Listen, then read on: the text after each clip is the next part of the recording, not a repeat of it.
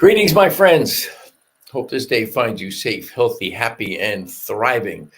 Doing whatever you're doing, wherever you're doing it, in just the best possible way you can, enjoying your life, having a great time doing it. Hope we just find you in that state, just doing fabulous. Let's go right to Dr. Holmes here and see what he has to say for us today. Let's go in the middle of the book here. We do have a quote. I now accept all that I have hoped for and believed in. There's nothing in me that can doubt that good will make its appearance in my experience. There is nothing in me that can dissipate my faith or dim its clear realization. I see in everyone that which I know to be true about myself. Therefore, everyone I think of is blessed by my thought. Wow, that's interesting. That's part of my prayer work in the morning is when I kind of deal with the people for whom I'm definitely praying. After I'm done with them, I just kind of make the note that, excuse me while I make an adjustment there. All who are in need are blessed by my thought. Let's just take that one again. I now accept all that I have hoped for and believed in. There is nothing in me that can doubt that good will make its appearance in my experience. There is nothing in me that can dissipate my faith or dim its clear realization. I see in everyone that which I know to be true about myself. Therefore, everyone I think of is blessed by my thought. Everyone I think of is blessed by my thought. How's that sound to you? Does it sound like maybe everyone you think of, are they blessed by your thought, or are they not necessarily blessed by your thought? I'm finding it very interesting these days to be kind of self-aware about my thought. Where is it at? What is my thought about each individual person with whom I come in contact? If you're out there, by the way, you got a question or a thought, or you want to add to the conversation, please drop something in the comments. I can't necessarily see all the comments. We stream this show in 6 different locations. Looks like today maybe only 5 because Facebook is having some issues, but it's on my page, it's on my Coach Ken page, it's on my Vibrant Aging page, and then it's also on the YouTube channels for New Thought Media Network and for me. By the way, this is the New Thought Media Network, and I'm Ken Ludwig, and you're watching Vibrant Living. And as I said at the top of the show, and I always say at the top of the show, hope you're living your best life today, having a great day, enjoying yourself. I've been, as I was saying there, referencing that quote from Dr. Holmes, everyone I think about is blessed by my thought. And I've become very, very, very painfully aware of the fact that maybe everyone I think of is not blessed by my thought. Those who I particularly want to bless, sure. But do I want to bless everybody? Are there some people I'm not particularly interested in blessing? I find myself always in the presidential election years.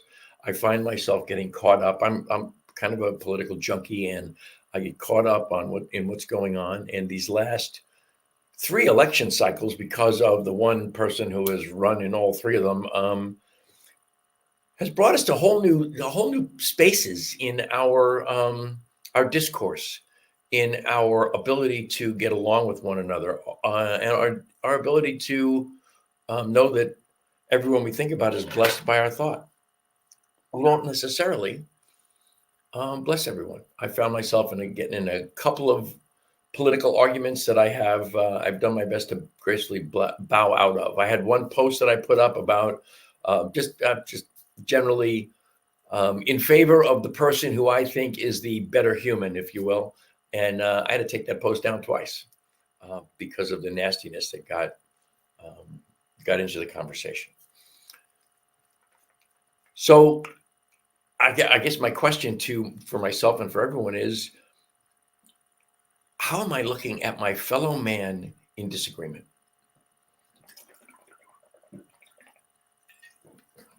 Excuse me, it's that season of the year, where I'm taking a little bit of antihistamines for pollen in the air. And of course, antihistamines tend to dry you out a little bit. So we got to drink a little water. The idea that we can disagree, that we can be on opposite sides of any particular issue and still have respect and kindness that we demonstrate towards one another is something that I think in a great many instances we've just lost track of. We've lost the ability to do it. I know for myself that I get trapped all the time. That some things I used to refer to as they just insult my soul. They insult my intelligence. I'm like, how can this possibly be? And social media has given us this amazing ability to just express our outrage in pleasant or not so pleasant terms, depending on how we feel at the moment. And I find myself all too often being in the unpleasant realm, which is not where I want to be. For certain, it's not where I want to be. So, I came across something last week that was, I think it's really funny how they phrase these things. It was like in a story format or a reel, or I don't even know what's what anymore, with them or live or something. One of the short formats, which is they're talking about stuff, and they all entitle it now. It's always the 8 most, or the 10 most, or the 6 best. So this was the 8 most intelligent sayings of all time. And I don't know if I agree with them. I don't know if we're going to do all 8 here, but there's a couple of them that are old favorites of mine, which is one from Mark Twain. Worrying is like paying interest on a debt you don't even owe. That's one of my favorites. And why is it one of my favorites? Because I am a consummate worrier, and I think I've talked about this on the show here recently. Very vulnerable of me to talk about this, because I discovered something about myself. I worry about everything. I worry about everything, and I worry about it in the context of my preferences. I worry about it in the context of, I want everything to go this particular way, so then I worry that it might not come out that way. That is so not metaphysical. It is so not science of mind.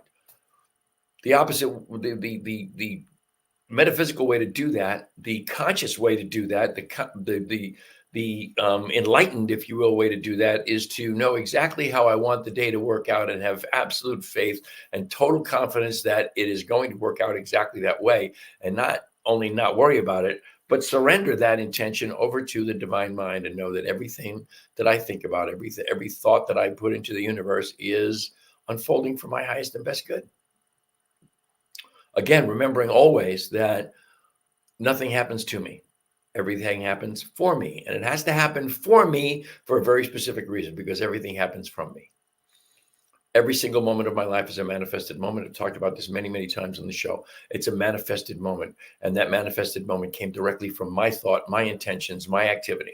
That's where that manifestation came from. So everything that happens is something that I, in some way, shape, or form, created. So it's always happening for me. Even if it's something I'm not particularly happy about, not particularly fond of, it still happened for me, always. By the way, I can always see you folks out there. I can't necessarily see where you are watching from. I can see that almost everybody who's watching today is on my Facebook page you're watching. Now, I'm not sure if you make a comment, if it comes through onto my StreamYard comment board here. But if you have a comment or a question or something you want me to talk about, please dive in and let me know, and I'll be glad to accommodate or have you participate in any way that I can, if I can see the comments. I'm not sure if I can. The next one is this is another one. This is from Marcus Aurelius, and I've told you guys I read from the Daily Stoic, a book of Stoic wisdom that's just got little daily reads, just like the Science of Mind 365, that kind of a thing. And this is from Marcus Aurelius. As I said, almost nothing material is needed for a happy life. Boy, you can just stop and be considerate of the idea that I am an individuation of the one overarching creative intelligence of the universe. That intelligence that hung the stars in the sky, has the earth revolving around the sun, that intelligence that is everywhere present, in, around, through, and as me. And knowing that, excuse me, I don't need anything material. Now, obviously I desire material things. I love our car. I love our house. I love our blueberry bushes in the backyard. I love the fact that we have 8/10 of an acre of land. I love those things. I love my wife. I love that we have a great relationship. But those are all part of my material world. If I am clear within that I am whole, perfect, and complete, and everything for my existence, everything I could possibly desire and require has already been provided for me. And the things that might manifest in my life are the things that I get in alignment with, that are, again, part of that manifest moment idea. I will experience those things in my life that I manifest via the fact that I am lined up with that vibration, that energy that brings that to me. The next one, this is also from a Stoic, from Seneca. We suffer more often in imagination than in reality, and that, of course, is right up there with, for me, that's also in the worrying department.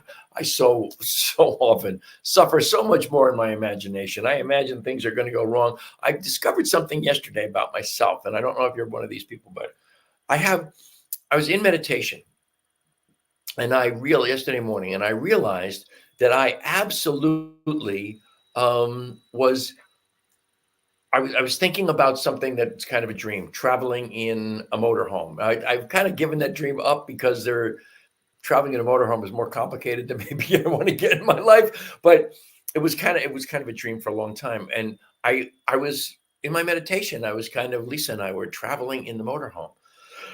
Excuse me. And the next thing, my mind goes to the motorhome breaking down, having an accident on the highway, a weather catastrophe. Basically, like Murphy's Law comes to visit my meditation, and everything that could possibly go wrong goes wrong with my desire, with my dream. And I love the expression. I catastrophize it.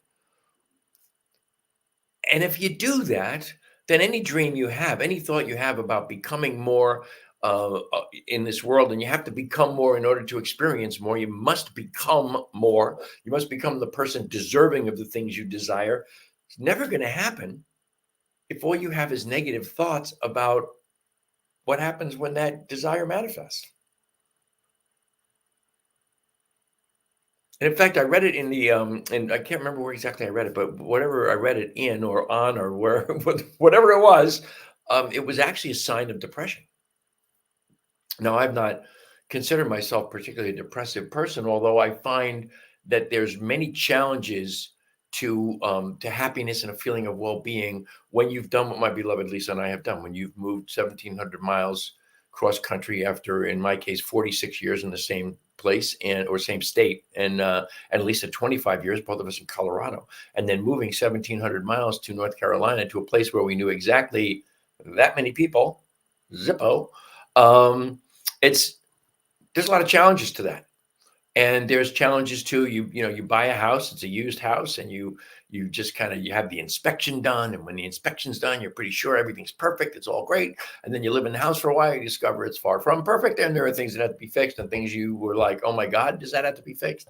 And those are challenges. And those challenges can lead to maybe a feeling of being less than happy. Now, you guys who watch the show know my story around getting up in the morning. I do, I don't know, 3 or 4 minutes maybe of, do maybe 5 minutes of stretching and 3 or 4 minutes of affirmations before my feet hit the floor. And I should be able to start my day out ahead of the game, happy and healthy and aware and well-being, and setting myself up for a great day. But as the day wears on, I find myself not as capable as I would like to be of maintaining that joy, that bliss, if you will, of the meditative state and the affirmations that I do before I get out of bed. So we suffer more in imagination than in reality. I love that. Again, that was from Seneca. Another of the Stoics. And here's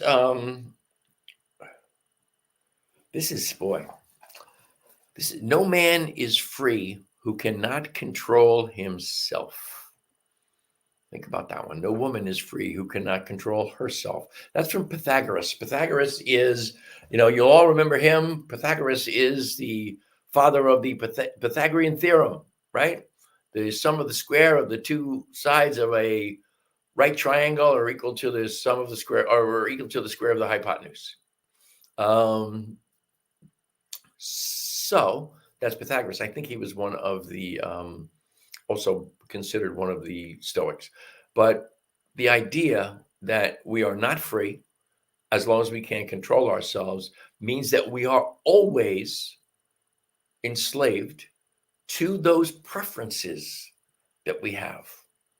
If we can't control our desire to have things be exactly the way we want them to be without being upset, disturbed, distraught, whatever. If we can't do that, then we're not free. We're enslaved to those preferences. And I know I've told you, I don't have the book with me here today, but I know I've told you all about the book that I'm reading from Mark Singer, the Living Untethered, which is, the follow-up to The Untethered Soul, The Surrender Experiment, and then Living Untethered. And in Living Untethered, Singer talks about those preferences that we have all stored in our head.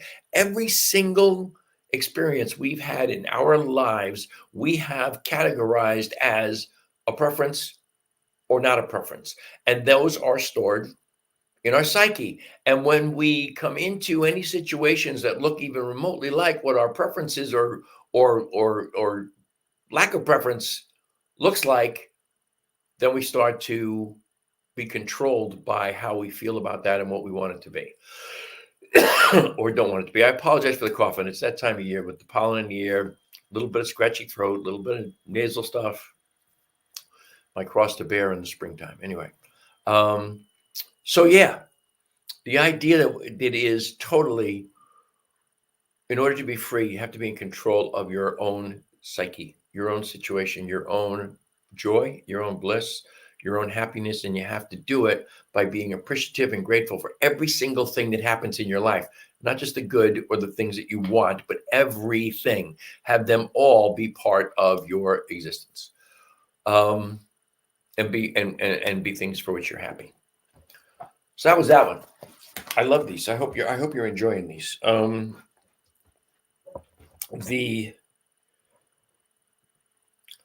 This one here is from Seneca. I didn't realize so many of these were from the Stoics. True happiness is to enjoy the present without anxious dependence. It's exactly what I was just talking about. Okay, that anxious dependence is the dependence upon our preferences and leaning into what we prefer and how we want things to be, and then being controlled by that. And once we're controlled by that, once again, we're no longer free and we're no longer happy. And those guys all agree with that. It may seem different at first, but all things are difficult at first. I'm sorry, it may seem difficult at first, but all things are difficult at first. Everything we try is difficult when we first try it. That's from a Japanese philosopher, I believe, Miyamoto Musashi said that. Everything is difficult at first. Almost everything we ever attempt in life for the first time is difficult. The first time you learned to brush your teeth, it was difficult. When you were first learning to walk, it was difficult. When you first learned to drive, it's not a piece of cake. All those things are difficult. And when you try to move forward in life, when you try to step outside your comfort zones, it's always difficult, but it's only difficult at first. When you do those things, when you practice the things that you really want to unfold as your experience in life, then they become easier and easier and easier as time goes by. No amount of anxiety makes any difference to anything that is going to happen. That's from Alan Watts.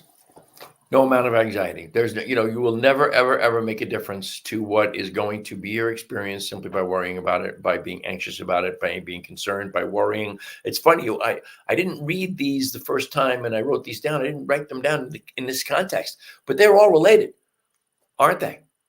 That's very interesting. They're all related to the idea that we really need to be in control of our anxious thoughts, our negative thoughts. The great book by Peter McWilliams. Boy, if you've never read this book, find this book and read it. You can't afford the luxury of a negative thought by Peter McWilliams. It is a great read. It's a great book, and it's a great collection of just kind of, it's almost an essay kind of assortment around the ideas of thinking more positively and the effects that has on your body in a positive way, and your mind, how it absolutely helps things to unfold in a more enjoyable and blissful fashion. The last one I had here is from Jim Rohn, the great sales motivator. Everyone must choose one of two pains: the pain of discipline or the pain of regret. That's about being dedicated to whatever it is you want to be dedicated to. Discipline. I love that came up. As discipline is one of my favorite words in the English language. I love to explore the etymology of words, and the etymology of discipline is fabulous. Discipline comes from the root word disciple, and a disciple is someone who takes on a series of beliefs and practices for their own personal betterment. And you think about the disciples that probably most of us are most familiar with would be the disciples in the Bible, of the disciples of Jesus. And they were all doing what they were doing for their own betterment. That's a disciple. But disciple also comes from the Latin discipulus, and discipulus is just student. And discipulus comes from discere, which is to learn. So discipline, all of a sudden, is really more about being a student of your own life. And if you're a student of your life, and if you are determined, if you are locked into some non-negotiables about who you are, what you want to be, what you're trying to accomplish in this world, then you are experiencing self-discipline. And if you use your self-discipline to get to where it is you want to go, then what you're going to have is, in the end, as Jim Rohn says, let's use his word here, you're either going to have the pain of discipline, all right, which is the I don't want to do that today, but I know I got to do it if I want to get better. Yesterday morning, Wednesday morning was a workout day. I didn't sleep particularly well on Wednesday or on Tuesday night to Wednesday morning. I didn't want to get up and work out. But the discipline that I've developed about going to the gym Monday, Wednesday, and Friday served me well. Or I would have the pain of regret. And the pain of regret is, okay, this is a good week to give this example, okay, because tomorrow is Good Friday. And our gym here in Bible Belt is closed on Good Friday. So if I didn't work out on Wednesday, then I would have had my last workout on Monday, go an entire week until my next workout. So I would definitely have the pain of regret involved there. Instead, I had the pain of my discipline, and I went yesterday, and as luck would have it, I had a harder workout, a bigger workout yesterday than I've had in probably, 6 weeks. I did have the pain of the discipline, but the discipline was rewarding. It felt good. I can see you guys are out there. If you've got any inclination to make a comment, ask a question, I'm here. I would love to hear from you. I'd love to know what your thoughts are. So those are those crazy things that I just picked up off the internet. I was also thinking about, there's stuff going on in the world that is like kind of bizarre, man. That this crazy thing with the Francis Scott Key Bridge in Baltimore getting hit by the huge container ship. Huge container ship, almost 1,000 feet long, hit the bridge. The bridge collapsed totally in the blink of an eye. It was gone. And you kind of get in a situation of, wow, what can I do? How can I help? And then I think about, and into that, our political discourse, our political situation, the animosity, the nastiness that one human being has brought to the forefront and has really given permission to a lot of people who have more of that nastiness in their soul waiting to boil over than maybe they would like to admit, making it ugly, nasty, mean, and really a little scary. And I was thinking about, what can we do? And I thought just before the show about this famous book by David Hawkins, who's many years dead now, but David Hawkins, I heard him speak once at Mile High Church in Lakewood, Colorado. His famous book, Power versus Force. And in Power versus Force, he made it really, really clear that if there is something going on in the world, in your world, or in the world that concerns you, whatever it is in the world that concerns you, the best thing you can do is pray. It's not about giving money. It's not about going and doing work, which you can do, and I'm sure those are fine. I wouldn't discourage anybody from that. But the truth of the matter is, raising consciousness, which is what affirmative prayer is. Okay, we're not talking about supplicant prayer. All right. Oh my God, I'm heartily sorry for having offended thee. Oh Jesus, why can't I think when I want this word? The prayer where we're begging, pleading, bargaining with God, the prayer that we're used to from the Judeo-Christian traditions. That prayer is, if it works for you, it works for you. But I activity of affirmative prayer is raising consciousness, knowing the good, because in the end, God is only good. The overarching creative intelligence of the universe is only good. That's all it is. That's all it knows. That's all it can be. It experiences itself via our activity, and our activity may not be always good, but God is always good.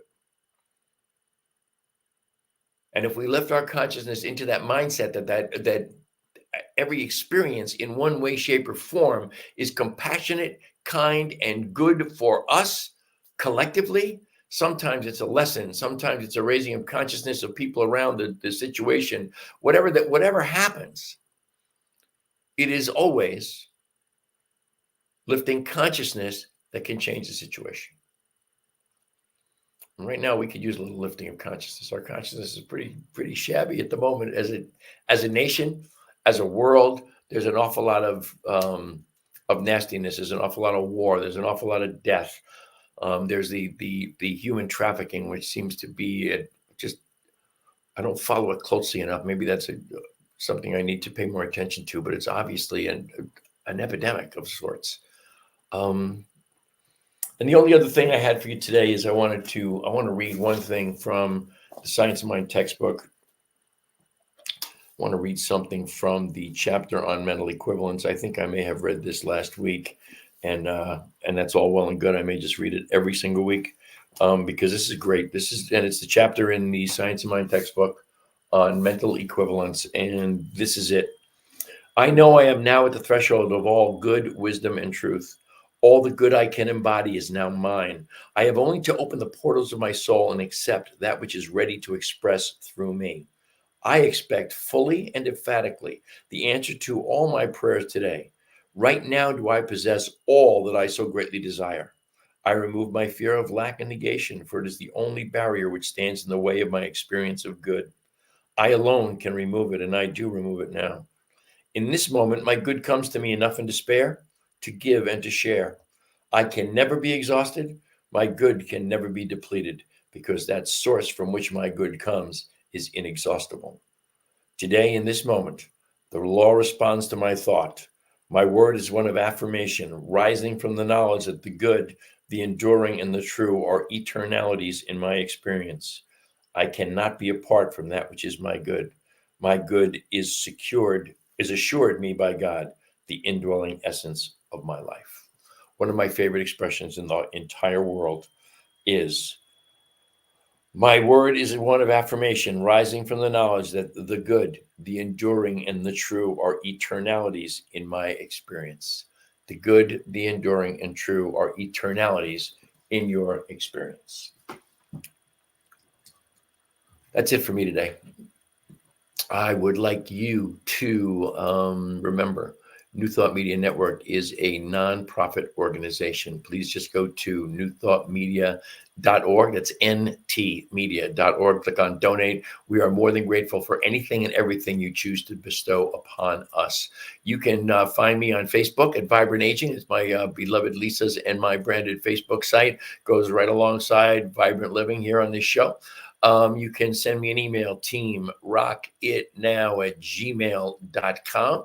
And I would make an effort to respond to anybody and everybody who sends me any kind of an email. Remember that this show is brought to you by HempWorks. HempWorks is my sponsor. HempWorks brings you the world's greatest hemp-infused coffee. There are 5 milligrams of CBD in every cup, along with some chaga mushrooms and other things that are good for your health. And also my lifeblood, man, the greatest plant medicine in the history of the universe, CBD, my 750 milligram peppermint CBD oil. We have the cleanest, purest, most potent CBD anywhere on the planet, and you will not find anywhere a larger selection of CBD and hemp-infused products with more variety in the individual products themselves. You'll find in the CBD oil, full spectrum, which is has the legal limit of 0.3% or less of THC, and broad spectrum, which is totally THC free for people who have a rare THC allergy, or maybe you have a really super sensitive test you take for work, don't want to have any traces of anything to do with the cannabis plant in your system. the THC free is undetectable.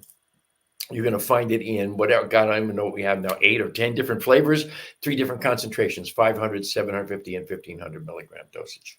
Like I said, that's it. Let's get that donation button back up there for you to donate to whatever you want. And all of a sudden, my friend Amy pops in here. Hi, Amy Kuhn. So glad you joined me today, darling. Thank you.